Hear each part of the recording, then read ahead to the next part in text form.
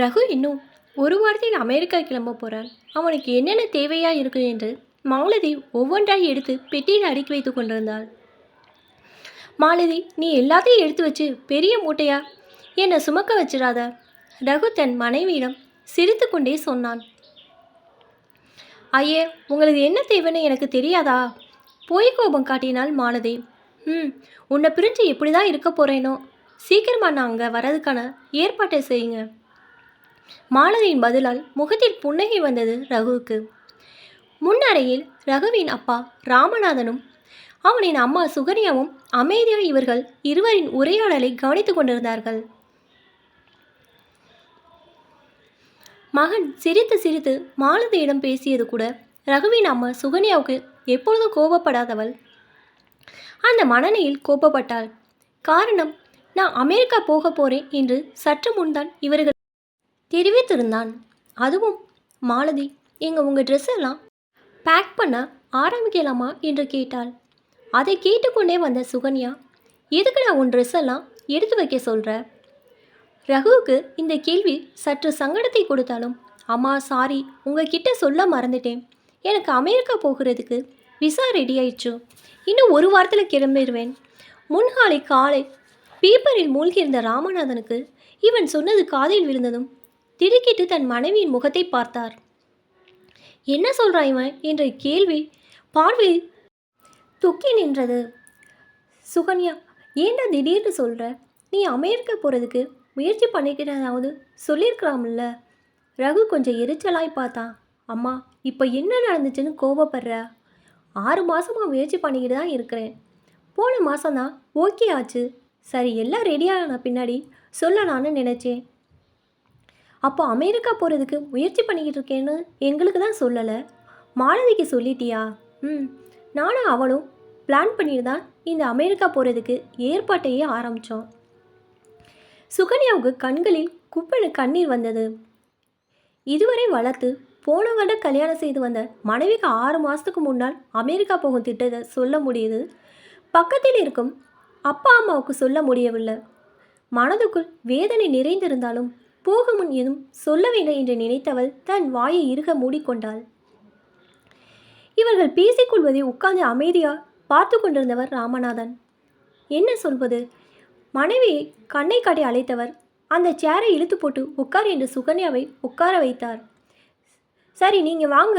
மாலதி கணவனை கையை பிடித்து அழைத்து சென்றவள் ஒரு பெட்டியை காமித்து, இந்த பெட்டியிலே எல்லாத்தையும் வச்சிடுறேன் என்றாள். மனைவியிடம் பேசிவிட்டு 20 நிமிடம் கழித்து வெளியே வந்தவன் முன்னறையில் அப்பாவும் அம்மாவும் உட்கார்ந்து இருப்பதை பார்த்து ஒரு நிமிடம் தயங்கியவன் அம்மாவிடம் மெல்ல வந்து, ப்ளீஸ்மா புரிஞ்சுக்க, இது எங்களோட கனவு. இப்போ தான் காரியம் கூடி வந்திருக்கு. இப்போ உனக்கு என்ன பயம்? நான் போயிட்டா என்ன பண்ணுவேன் தானே? கவலையே படாத.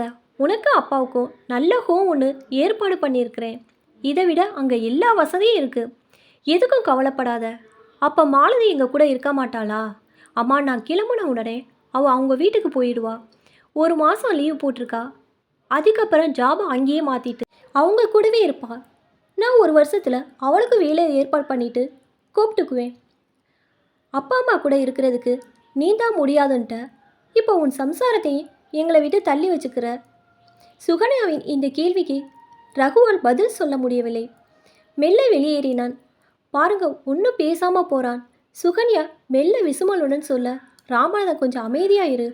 இப்போ என்ன நடந்துச்சுன்னு அழுகிற? இத்தனை வருஷம் வளர்த்த பையன், நம்ம 2 பேரும் முழுசாக இருக்கோம். ஒரு வார்த்தை நான் அமெரிக்கா போகலான்னு இருக்கேன்னு அப்படின்னு முதல்லே சொல்லியிருக்கலாம்ல. ஒரே மகன் செல்லமாக வளர்த்துருக்கிறாள். கல்யாணம் செய்து வைத்து இந்த 1 வருடமாய் மகனையும் மருமகளையும் பார்த்து மகிழ்ந்து கொண்டிருந்தவள் இப்படி திடீர்னு மகன் ஒரு குண்டை தூக்கி போடுவான் என்று எதிர்பார்த்திருக்க மாட்டாள். அதுவும் மாலதி மேல் தனி பாசம் வைத்திருந்தவள் இவளுக்கு உறவு பண்ணு வேற. ஒன்றை விட்ட அண்ணனின் பெண், அவளாவது கூட இருக்கிறேன் என்று சொல்லியிருந்தால் சந்தோஷப்பட்டிருப்பாள். அவளை இவர்களை விட்டு போகப் போகிறாள் என்றதும் மனது தடுமாறுகிறாள். இத்தனை நினைத்து தன் மனைவியை சமாதானப்படுத்த முயற்சி செய்கிறார் ராமநாதன். ரகுவை விமான ஏற்றி வழி அனுப்ப இவர்களின் குடும்பமும் சம்மந்திகளான சுகன்யாவின் அண்ணன் குடும்பமும் விமான நிலையம் வந்திருந்தனர். எல்லா சோதனைகளையும் முடிந்து ரகு விமான ஏறி பறக்கும் வரை அங்கிருந்தவர்கள் அனைவரும் ஒன்றாய் வீட்டுக்கு வந்தனர்.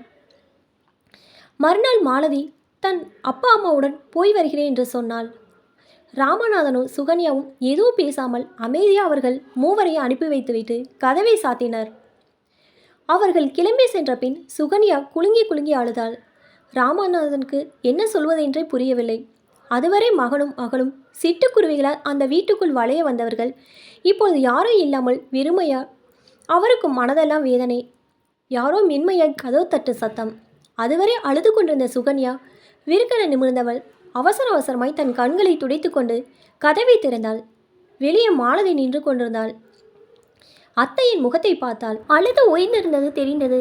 கேள்விக்குறையின் சுகன்யாவும் மருமகளை பார்க்க அவங்க 2 பேரையும் இப்போதான் பஸ் ஏற்றி அனுப்பிச்சிட்டு வரேன் புன்னகையுடன் சொன்னாள். அப்போ நீ போகலையா? அந்த வருத்தத்திலும் மெல்லிய சந்தோஷம் பொங்க கேட்டு சுகன்யாவை பார்த்து, சாரி அத்தை, முதல்ல நாங்கள் அப்படி தான் நினச்சோம். ஆனால் அன்னைக்கு உங்கள் முகத்தையும் மாமா முகத்தையும் பார்த்த பிறகு நம் எப்போ இவ்வளவு சுயநலமாயிட்டோன்னு புரிஞ்சது. அதனால் நான் லீவை கேன்சல் பண்ணிவிட்டு இங்கேயே இருந்து வேலைக்கு போகிறேன். அவரை என்னைய அமெரிக்கா கூட்டிகிட்டு போகிற வரைக்குமாவது உங்களோட இருக்கலாம்ல. புன்னகையுடன் மாமியார் முகத்தை பார்க்க மருமகள் செயலை கண்டு முத்தமிட்டார் மாமியார். அச்சோ என் ராசாதி என்று மருமகளின் முகத்தை நெட்டி முறித்து தன் தலையில் குட்டி கொண்டாள். இப்போ தான் என்னோடய சேனல் ஃபஸ்ட் டைம் பார்க்குறீங்கன்னா சப்ஸ்கிரைப் பண்ணிக்கோங்க. பக்கத்தில் இருக்க பெல் ஐக்கனை ப்ரெஸ் பண்ணிக்கோங்க. அப்போ தான் ஒவ்வொரு தடவை நான் வீடியோ போடும்போதும் உங்களுக்கு நோட்டிஃபிகேஷனில் வரும். தேங்க்ஸ் ஃபார் வாட்சிங்.